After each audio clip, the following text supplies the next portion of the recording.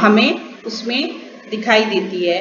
तो इसी प्रकार जो है जब हम अग्निपथ को पढ़ते हैं तो उसमें एक जोश जो है, उत्साह की भावना कवि जागृत कर रहा है कि नहीं? अगर देखिए इसको आप दो तरीके से पढ़ सकते हैं इस कविता को, कि एक तो आप सीधे से सादे ढंग से पढ़ सकते हैं, लेकिन ये बहुत उत्साह देने वाला, प्रेरणा देने वाली कविता है।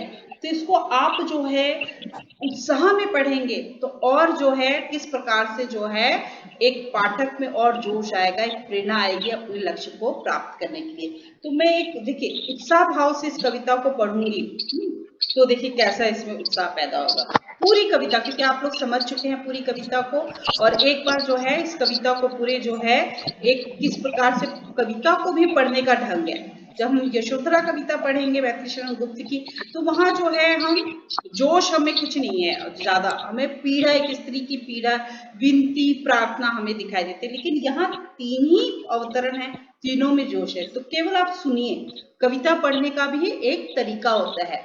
तो कैसे कवि जो है अपनी कविता के द्वारा अपने पाठकों को प्रेरणा दे रहा है, इसको मैं एक बार और पढ़ रही हूँ।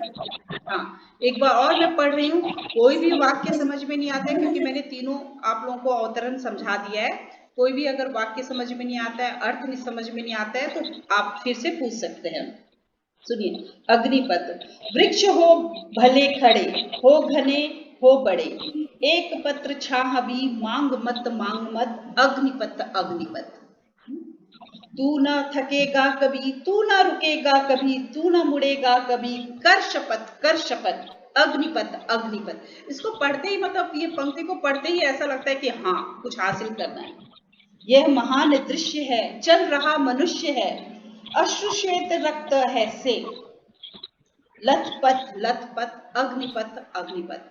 तो कवि की विशेषता क्या होती है? कवि लोगों की बहुत कम शब्दों में बहुत बड़ी बातें कह देते हैं। ठीक है, एक कहानीकार, उपन्यासकार जो बात को पूरी कथा के माध्यम से लंबा चौड़ा वर्णन करके कहते हैं, देखिए कितने कम शब्दों में उनका एक ही मकसद है कि हमें अपने लक्ष्य प्राप्त करने के लिए संघर्ष करना है। और 3 पैराग्राफ में बहुत बड़ी बातें उन्होंने कह दी है, हरिवंश राय बच्चन जी ने। ठीक है, तो ये जब प्रश्न पूछे जाएंगे तो कोई भी आपको अवतरण दे दिया जाएगा, इस अवतरण की व्याख्या कीजिए, या आपको कविता का सारांश लिखिए तो आप लोग बता देंगे। हरिवंश राय बच्चन जी का परिचय मैंने संक्षेप में बताया है, इसके नोट्स भी जो है मैं आप लोगों को दे दूंगी। कुछ पूछना है आप दोनों को? आत्मिका, सुप्रिया? No ma'am.